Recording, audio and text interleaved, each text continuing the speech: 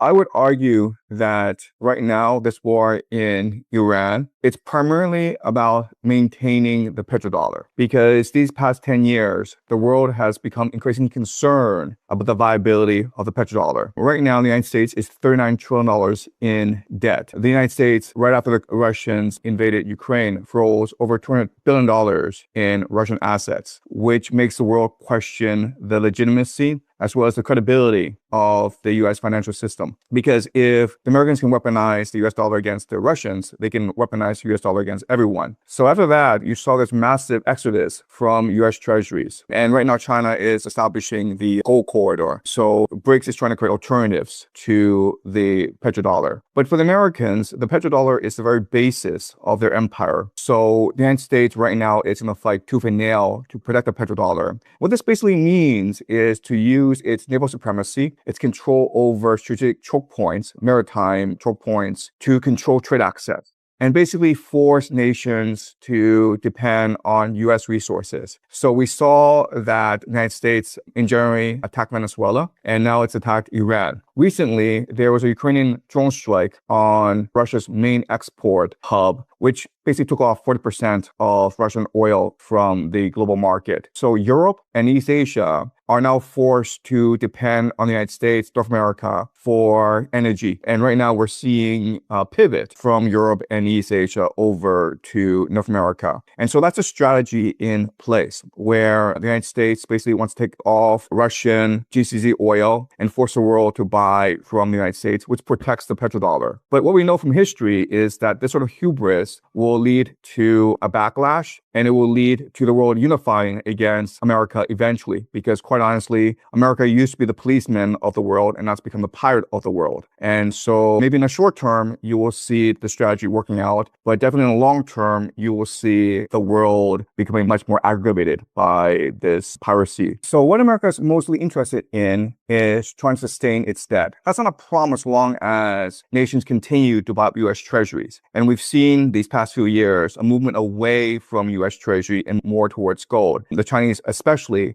are moving towards gold. So how do you force East Asia and Europe to continue to buy U.S. Treasuries? Well, if you are the only supplier of energy, of oil and gas, LNG, they have absolutely no choice but to sell their gold and buy U.S. Treasuries in order to sustain their economies, right? So yes, you're absolutely right in that the Iranians have countermeasures. The Iranians could use the Houthis to close off the Red Sea. They could attack the pipeline that connects Saudi Arabia to the Red Sea. There's many measures that the Iranians can do, but the Iranians is contained to the Middle East. Remember, the ultimate objective is to knock off Middle East oil and energy from the market. And that is very easy to do as long as you continue to provoke this war. Now, I think the next step is a ground invasion in order to force Iranians to attack GCC energy and desalination plants, right? So the entire goal is to destroy the Middle East, which will force the world to pivot to North America. So in the short term, this strategy will work out because there's absolutely no alternative for the world to the Middle East energy. But in the long term, this will create a great deal of animosity towards the United States, which will ultimately destroy their empire.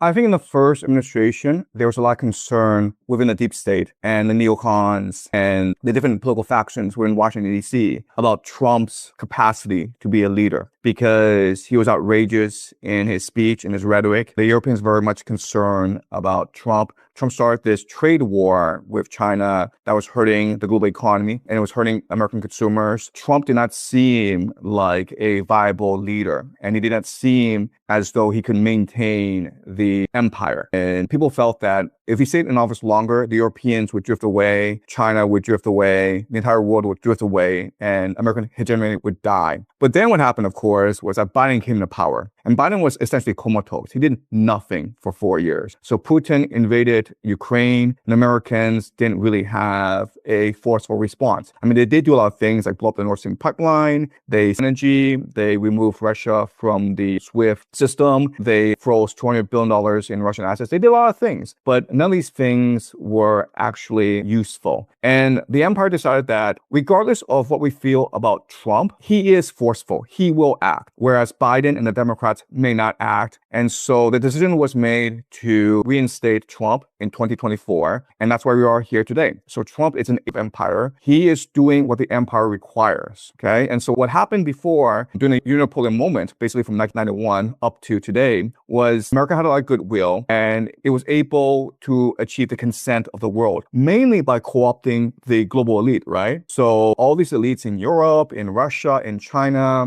they were mainly concerned about engaging as much corruption as possible so that they can basically transfer their ill-gotten gains into America. And this system worked really well for the elite for a long, long time. But obviously these nation states were not very happy with this. That's why you saw the rise of Putin in Russia and the rise of Xi in China, because there was a lot of concern among the nationalists that America was hollowing out these countries, and they were completely right in the matter. So now you're seeing a direct challenge to American empire. And so the only challenge is you don't have the consent of these nation states, then you must use force to enforce your empire within these nation states. And so before, the American military was used in order to guarantee peace in the Pax Americana, it was used to guarantee international trade. They were the policemen of the world in order to maintain the rules-based international order. And now that Russia and China and other nations are questioning the legitimacy of the rules-based international order, what Trump is doing is he is transforming the American military from a police force into a pirate force in order to extract tolls from the world. So we are in this situation because Trump's first strategy was to use tariffs on the world, right? To force Europeans to pay tariffs to the American empire. But the Supreme Court struck that down because they said that the executive branch does not have the authority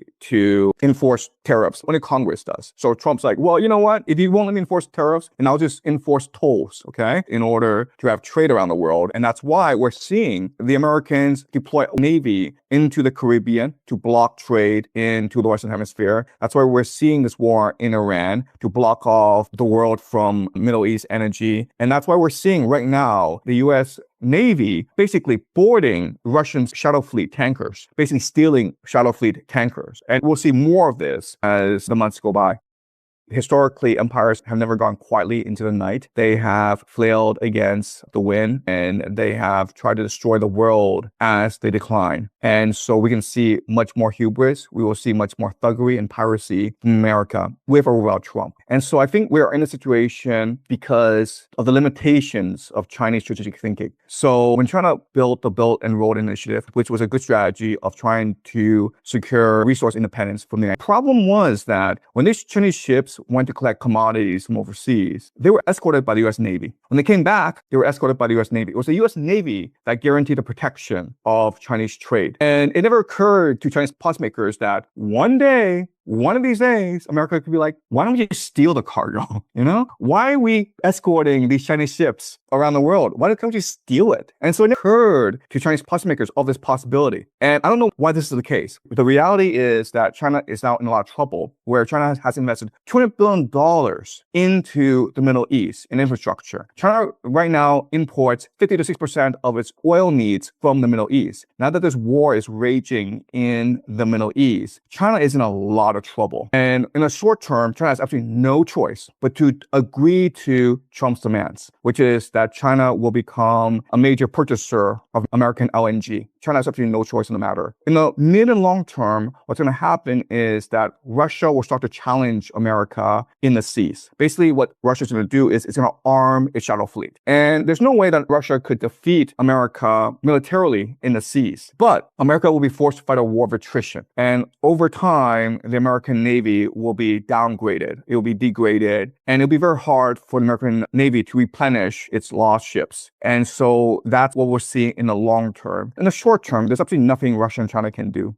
I think that the goal is to have this war continue for as long as possible. And the reason why is that if there were peace in the Middle East, what would happen is that Russia, Iran, and China would get together and form a trade alliance to counter America's control over the seas. And this trade alliance could extend easily into Europe, into Africa. This is what McKenna calls the heartland thesis, right? Where America and Britain, the way for them to maintain their empire is by controlling maritime navigation. And the great concern is that a power would emerge in in Eurasia to unite the heartland and basically negate Anglo-American naval power. And so this war in Iran cannot stop. If it stops, then Russia could achieve its north-south trade corridor and China could implement its Belt and Road Initiative. And given how America is starting to behave, then I think that Europe, the Middle East, Africa would happily join this trade alliance and basically try to ignore the Western Hemisphere and Britain. And so there's no way that America will cede Iran and leave Iran alone. It's going to send in ground troops to create as much chaos as possible and try to disrupt the Belt and Road Initiative. So what we're seeing is that the Israelis and Americans are targeting railways in Iran, which is crucial to the Belt and Road Initiative. And so we can expect maybe mowing the lawn of Belt and Road infrastructure for years and years. So I think that the real war is actually not between the United States and Iran. I mean, the real war is between the globalists and the nationalists, right? So in the United States, it'd be a war between the financial elite, as represented by the city of London and Wall Street, versus MAGA and America First. And so what Trump wants to do is basically transition America from an empire into something called a technate, which is the idea of a greater North America, right? So move away from the world and just focus on consolidating greater North America, taking over Canada, taking over Greenland, taking over Mexico, taking over Cuba, Venezuela, Colombia, Honduras, Nicaragua. Okay, so these countries that Trump has been pissing off for the past few months. Okay, but the grand vision is to transition America into greater North America and become a continental fortress that sells resources to the rest of the world because the rest of the world is at war and is in desperate need of both fertilizer and energy. And so Trump really sees NATO as part of the deep state, as part of the globalist class. And so he's using this war as a pretext to sever relations with NATO. Basically, Trump would be perfectly happy if NATO were to go into Ukraine